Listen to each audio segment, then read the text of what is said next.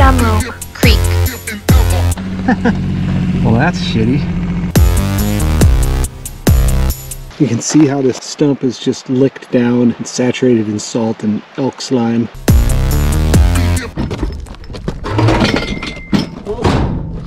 I almost died.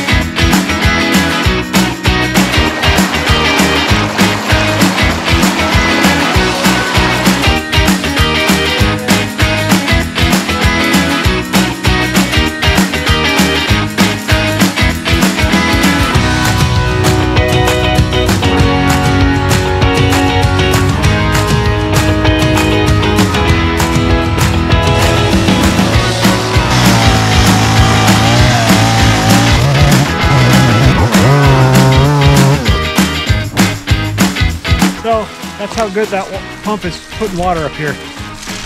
Not a huge amount of pressure, but moving probably 5 gallons a minute. So.